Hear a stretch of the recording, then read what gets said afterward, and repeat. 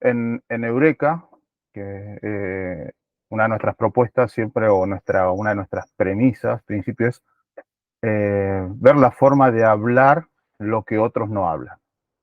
Eso fue lo que empezamos con nuestro programa hace ya casi 6 años, porque si ustedes observan en las distintas denominaciones, incluso dentro del catolicismo, prácticamente los temas son muy parecidos, nada más que cada uno le pone su óptica o lo que o la preferencia puntual de esa denominación, ¿sí?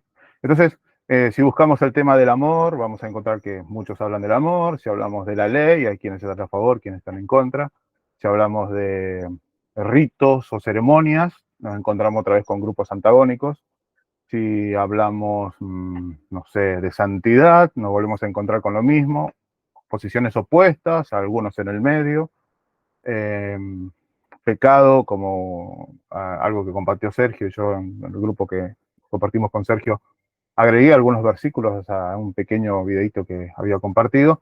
Pero bueno, entonces nos propusimos hablar de aquellos temas que normalmente no se hablan o de una forma u otra no tienen el espacio que otros temas suelen tener y que si aparecen en la Biblia evidentemente tienen cierta relevancia, ¿no? Entonces debería, si el Señor ha invertido tiempo y dinero y letras en esos temas, dejándolo plasmado, es porque por lo menos deberíamos, donde nuestra mente nos permite, por lo menos estudiarlo. Después veremos la aplicación práctica, si es necesaria, no es necesaria.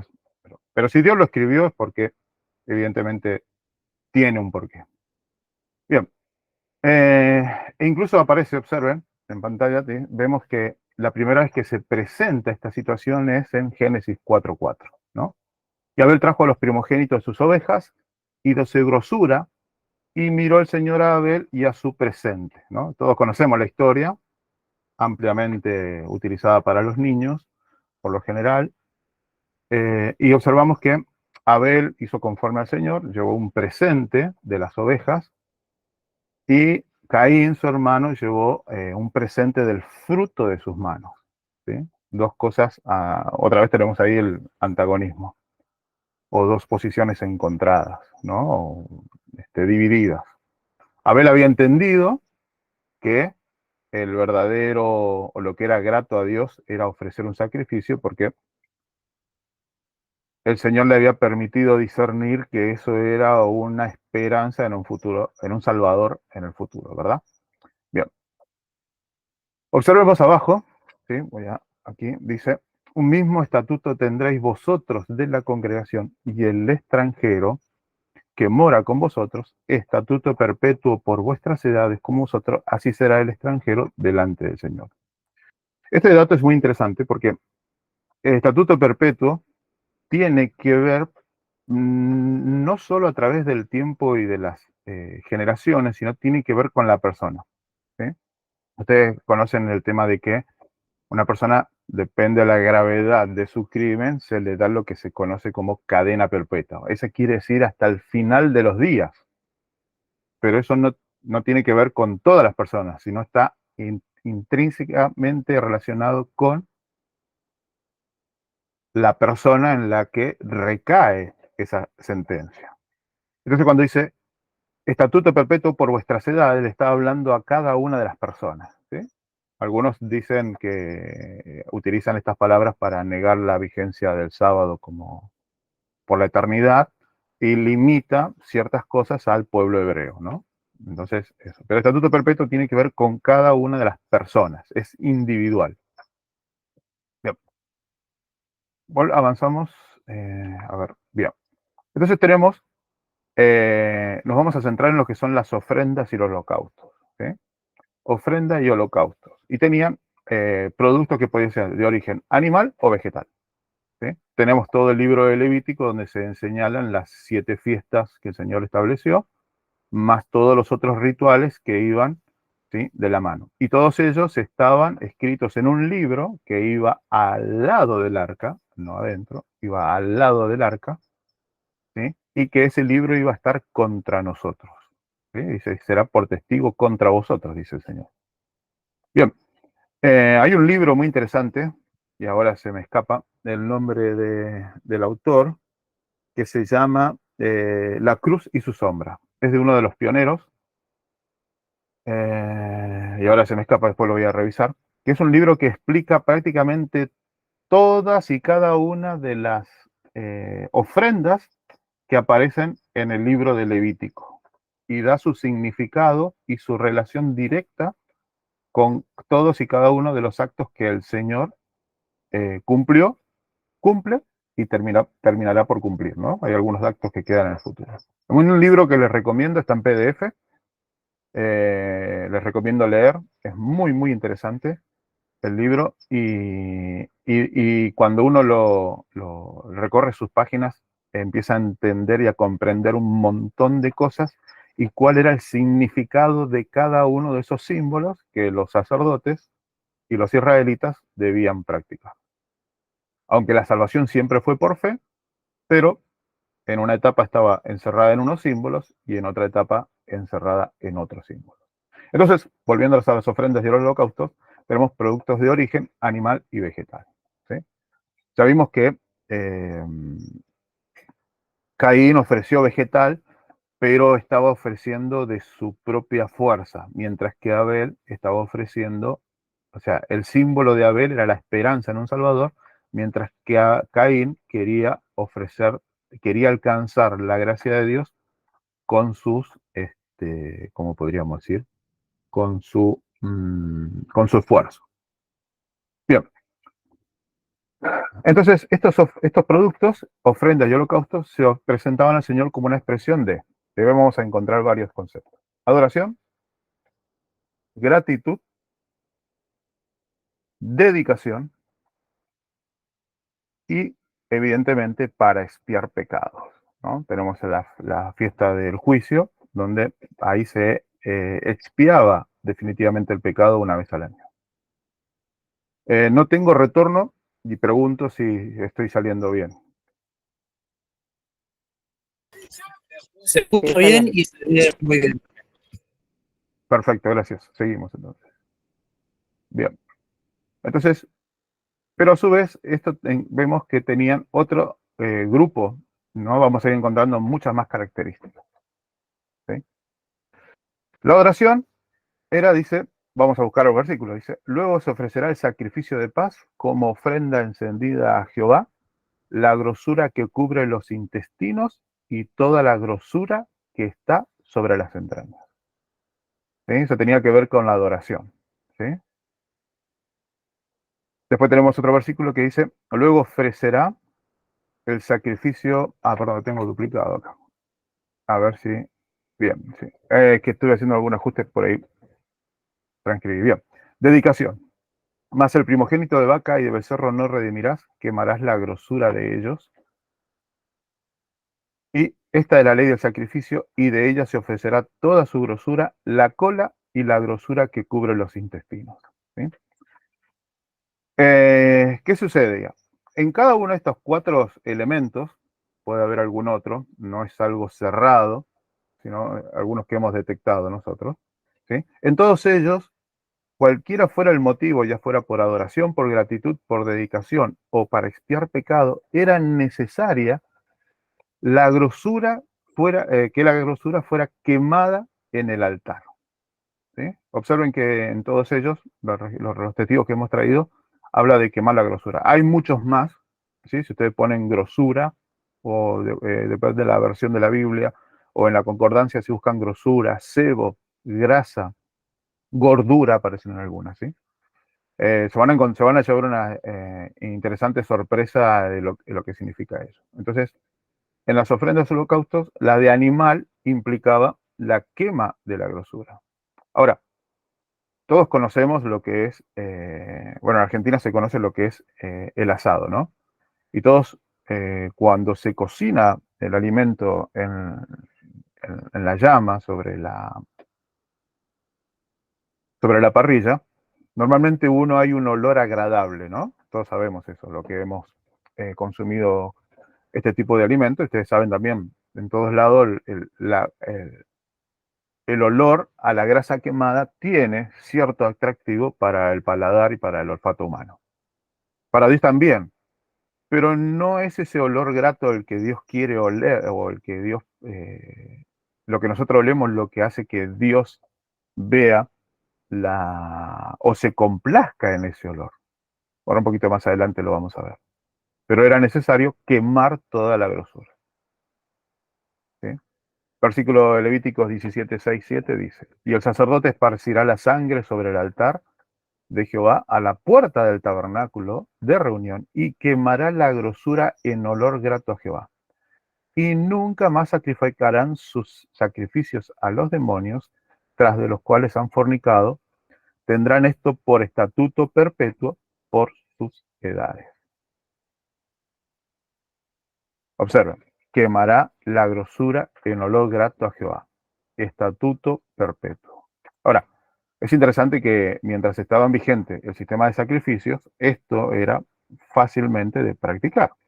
Incluso en la actualidad, el colectivo judío actual no tienen estos sacrificios porque no tienen un altar. Entonces, se aferran a lo que está escrito en el Antiguo Testamento, pero no pueden llevarlo a cabo porque no tienen el altar ni el templo. Por eso hay tanto interés en que el templo sea reconstruido. Bien, volvamos aquí. ¿Sí? Observen. Grasa, grosura, grosura, gordo, grasa, sebo, ¿no? Estamos buscando sinónimos interesantes. Bien, ahora tenemos unos datos muy curiosos. Observen, dos versículos, recuerden que siempre, después otro día podemos estudiar el tema de los dos testigos, ¿sí? Observen que siempre tratamos nosotros de presentar más de un versículo para que todo quede fundado en dos o tres testigos, como dijo el Señor Jesús y como lo repitió el apóstol Pablo. Estatuto perpetuo por vuestras edades, en todas vuestras moradas, ningún cebo ni ninguna sangre comeréis. Hablo a los hijos de Israel diciendo: ningún cebo de buey, ni de cordero, ni de cabra comeréis. Ahora uno dice, ¿por qué el Señor hace tanto hincapié en esta situación? ¿No? E incluso en la actualidad, no sé si alguno lo habrá podido experimentar, en el caso nuestro sí. Yo tuve la oportunidad de trabajar en uno de los mejores frigoríficos de mi ciudad natal, en Mendoza, donde para la empresa que yo trabajaba, no sé si tienen perspectiva, ustedes saben que vieron que los animales del ganado, sobre todo el ganado vacuno, es enviado a los mataderos, a los frigoríficos, en unos camiones semi, ¿no? Que suelen, con el nombre que se conoce aquí, es jaula, ¿no? Una jaula. Cada uno de esos camiones semi lleva aproximadamente, y dependiendo del peso del animal, pero por lo general lleva entre 17, perdón, 30 a 35 animales. ¿Sí? Depende del peso, si son más gordos, menos animales, si son más delgados, más cantidad. Pero un promedio de 30 a 35 animales. O sea, cada camión transporta 30 a 35 animales.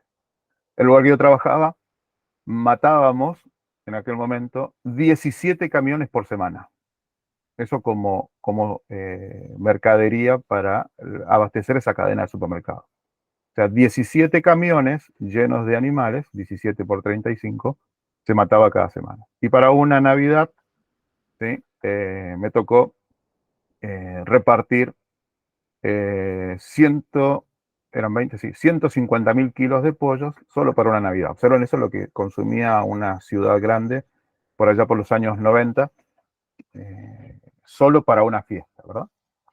Bien, entonces les quería decir eso, que nosotros en aquellas carnicerías le decíamos a la gente que comprara la carne con grasa, la cocinara con grasa, y una vez que estaba cocinada y servida, retirara la grasa y comiera el alimento bañado en esa grasa. ¿Por qué? Porque la grasa es lo que le da sabor a la carne. Los que han tenido algún tipo de dieta saben que el médico les recomienda comer carne magra, ¿sí? Y el que habrá podido experimentarlo sabe que no es lo mismo una cocción de un trozo de carne con grasa a un trozo de carne sin grasa. Pero no ese es el sabor que el Señor quería. Bien, a lo que quería señalar es que nuestra dieta actual está saturada de grasa, ¿sí? Es más, es un elemento esencial. Lo que no lleva grasa lleva aceites o ¿cómo que se dice? O dulces que se llaman, por ejemplo, JAMF, jarabe de maíz de alta fructosa, que es lo que nos hace tomar una gaseosa o un jugo sin parar, o aquellas galletitas que abrimos y no podemos dejar de comer, por lo general o tiene grasa o tiene este jarabe de maíz. Son excelentes potenciadores del consumo. Por eso es que en los supermercados la mayoría de los productos o tiene grasa o tiene altas concentraciones de azúcar.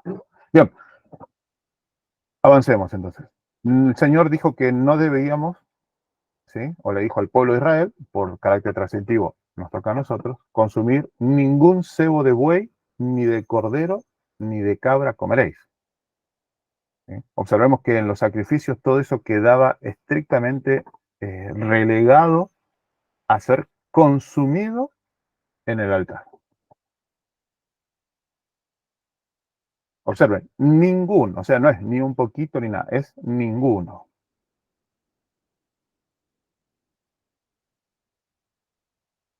Cuando vamos a este hermoso libro, que es una recopilación de fracciones de distintos escritos y consejos que fueron dados durante unos 60 años aproximadamente, y que están para beneficio de nuestra salud, observen lo que dice.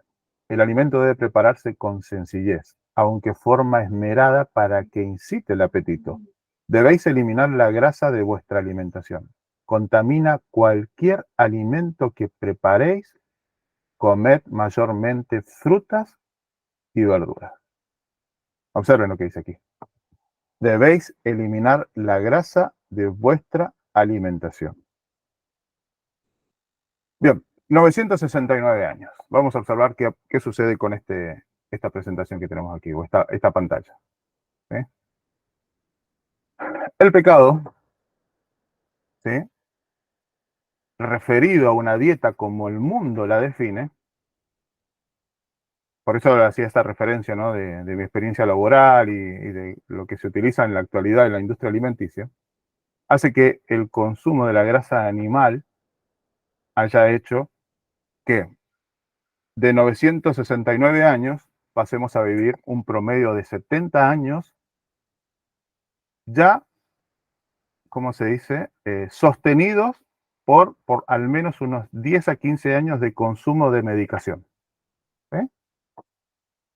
El Señor, cuando le dijo al pueblo que no consumiera la grasa, no era por un capricho o alguna otra situación, sino que estaba mostrando que el consumo de grasa iba a limitar al hombre en todas las situaciones.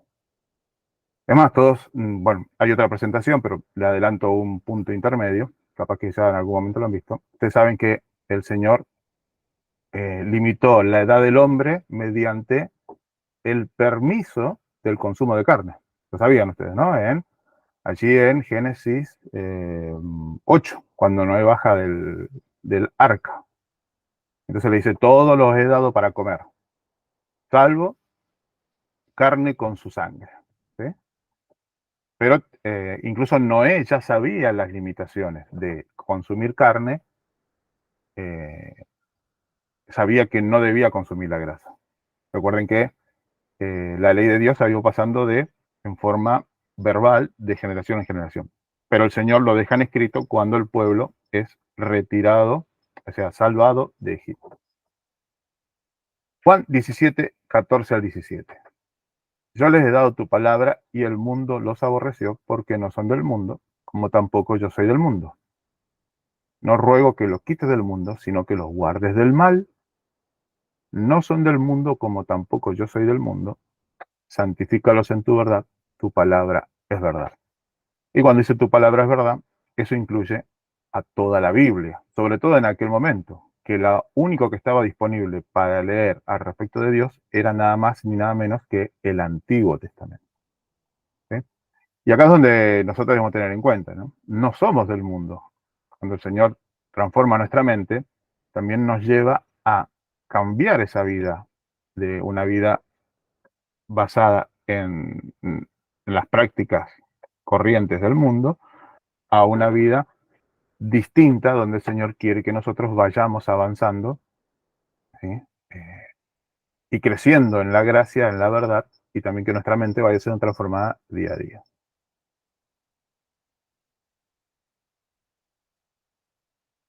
Y acá tenemos un consejo. Un consejo.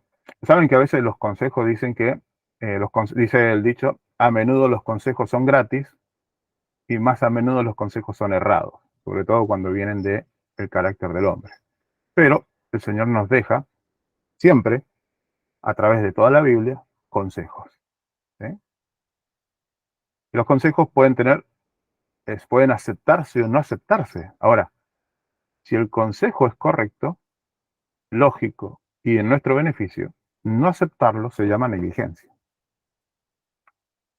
Observen lo que dice Romanos 14:21.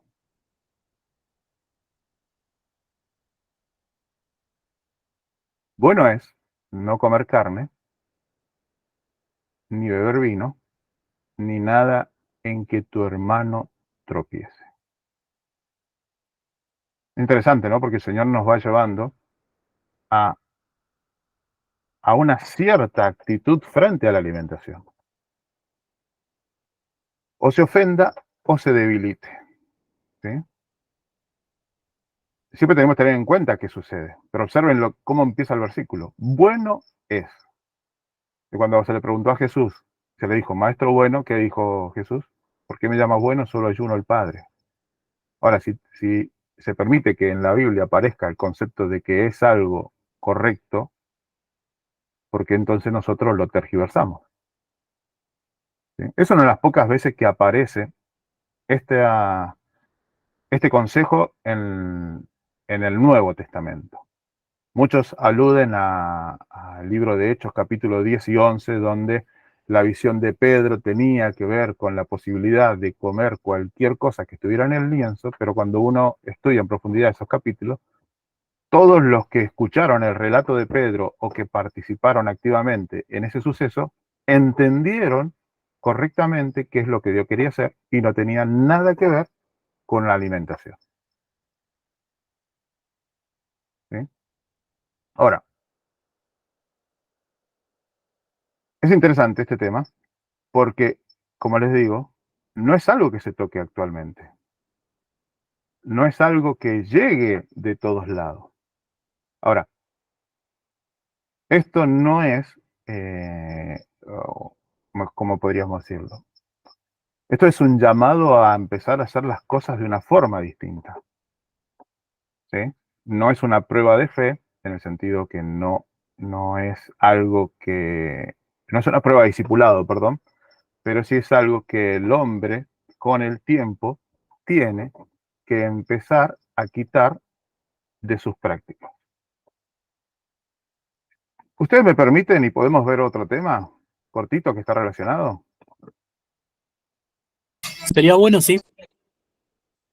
Sí, ahora no me acuerdo si era el 2 o era el 3.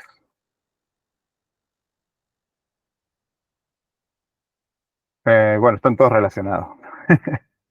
El 3. A ver, observen. Comienza el versículo Juan 10:10. Yo he venido para que tengan vida en abundancia. Juan 10:10. Y en el principio creó Dios los cielos y la tierra. Génesis 1. Génesis 1:27. Y creó Dios al hombre a su imagen. ¿Sí? Representación. Y observen las órdenes que el Señor dio. Os he dado toda hierba que hace semilla y todo árbol que da fruto. Os será para comer. Génesis 1:29. Y mandó Dios diciendo, de todo árbol del huerto comeréis. Génesis 2:16. Y cuando Adán y Eva son expulsados por su transgresión, el Señor le dice, comerás hierbas del campo, lo que se conocen como las hortalizas, todo aquello que depende directamente del cuidado del hombre. Bien, entonces observen cuáles son en Génesis, en los primeros 3 capítulos, están señalados todo lo que el Señor, ¿sí? En los primeros 3 capítulos está señalado todo lo que el Señor indicó como la dieta original. Ahora, es interesante porque en la genealogía, en Génesis 5:5, observamos, ¿sí?, todos y cada uno de los que son considerados como los hijos de Dios, ¿sí?, cómo van apareciendo sus primogénitos y la edad en que vivieron, ¿sí? Un promedio de 929 años, ¿verdad? ¿Sí? Recuerden que en la presentación anterior habíamos señalado la edad de Matusalén, que es el más longevo del Génesis y de la historia que está registrada en la Biblia, ¿no?, de la historia del hombre, 969 años. Y entonces, cuando estaba Noé en vigencia, ¿sí?, el Señor da la sentencia en Génesis 6, más serán sus días 120 años, Génesis 6:3. Recuerden esto, promedio 929 años. Ahora, luego del diluvio, la situación cambia. Observen cómo ahora, ¿sí?, la orden, el Señor agrega y dice, todo lo que se mueve y vive os será para mantenimiento, así como las hierbas y las legumbres os las he dado todo, pero carne con su vida, que es su sangre, no comeréis. Génesis 9, 3-4. Aquí hay un quiebre. Baja Noé del arca y evidentemente la tierra estaba regenerándose, ¿no? El agua había demorado 5 meses en secarse, 150 días, y evidentemente las plantas estaban comenzando a crecer. Pero el Señor tenía que cumplir aquella sentencia que le había dado a Noé, de vivir 969 años como máximo, un promedio de 929, a ser sus días 120. Y ahora vemos qué sucede con la genealogía de Noé. Recordemos que Noé, ¿sí?, baja del arca habiendo cumplido o estando por cumplir 600 años. O sea, Noé había sido, en términos actuales, no quiero utilizar el término más general, sino el otro, alimentación basada en plantas, que no es lo mismo que veganismo, ¿sí? No había consumido o había vivido 600 años de su vida basado pura y exclusivamente en las primeras órdenes, frutas, verduras y hierbas del campo. Pero sus hijos, que tenían aproximadamente 100 años cuando bajaron del arca, solo habían llevado 100 años de este tipo de dieta. Pero a partir del descenso del arca, la dieta cambia. Vamos a ver cómo afecta eso en los descendientes de Noé, en la segunda oportunidad que tiene la tierra. Sem vivió 600 años, Arfaxad 438, su hijo Sala 430, Peleg 239, Serug 230, Nacor, el abuelo de Abraham, 148, Tare 205 años y Abraham 175. Entonces observan cómo el Señor, agregando un solo elemento en la dieta del hombre, a través del paso de los años, el hombre dejó de vivir ese promedio de 929 años a vivir un promedio de 266 años. Hasta aquí, ¿no? Hasta la historia de Abraham. 266 años en promedio, pero tenemos a Sem. Pero observen que luego del nieto, bisnieto, el tataranieto de Noé, ¿sí?, desciende por debajo. El promedio es un poco engañoso, porque si solo miráramos los últimos 5, el promedio estaría en torno a los 170 años. Pero aquí no queda la historia. Observemos lo siguiente, ¿sí?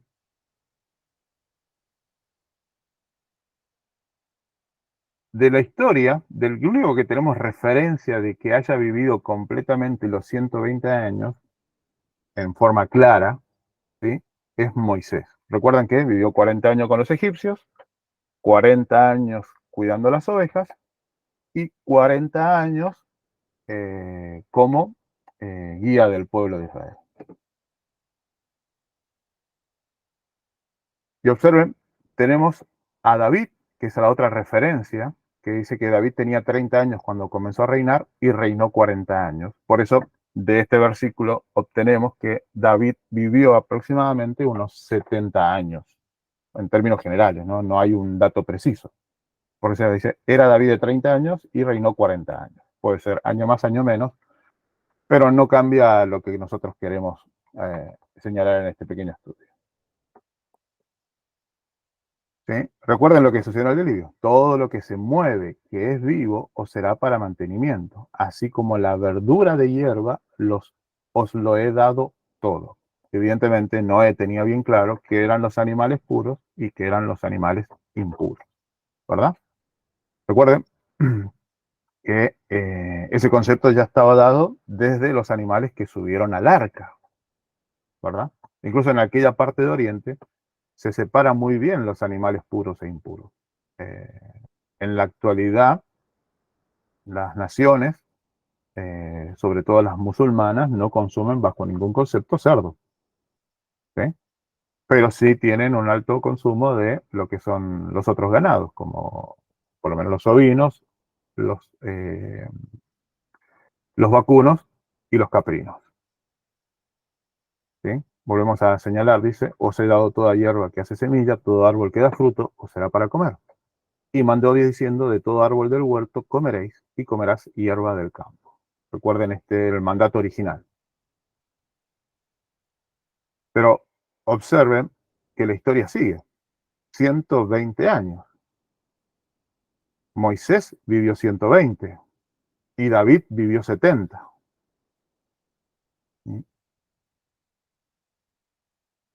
Ahora tenemos algo muy interesante. Incorporar alimentos de animales y sus derivados no fue una bendición. El pecado redujo más de 10 veces la esperanza de vida original. O sea, la sentencia de Dios tenía que cumplirse. ¿Sí? Lo que pasa es que el Señor fue haciéndolo gradual.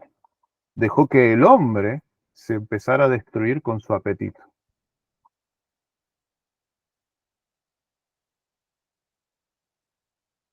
Observen lo que dice David en el Salmo 90. Los días de nuestra edad son 70 años y los más valientes, o en algunas otras versiones dicen los más fuertes, llegan a 80. Si ustedes buscan la estadística de cada uno de los que estamos aquí de sus países, van a observar que la esperanza de vida con asistencia médica está en torno de los 84 años. Pero si fuera por método natural, la mayoría de nosotros hubiera muerto alrededor de los 45 años. En la actualidad, ¿sí?, hay jóvenes de menos de 30 años con casos de hipertensión, ni hablar del colesterol, ¿sí?, y mucho menos de la diabetes.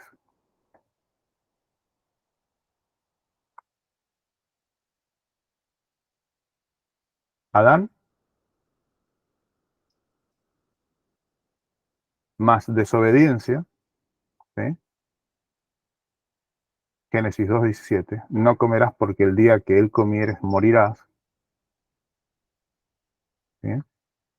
El hombre, más el pecado, hizo que Dios tuviera que habilitar el diluvio y la sentencia, más serán sus días 120 años. Recuerden que aquella capacidad de vivir cerca de 1000 años también era para todos aquellos que despreciaban a Adán, todos los descendientes de Caín, aunque la Biblia no lo registra, pero su edad, ¿sí?, era mucho más longeva que en la actualidad.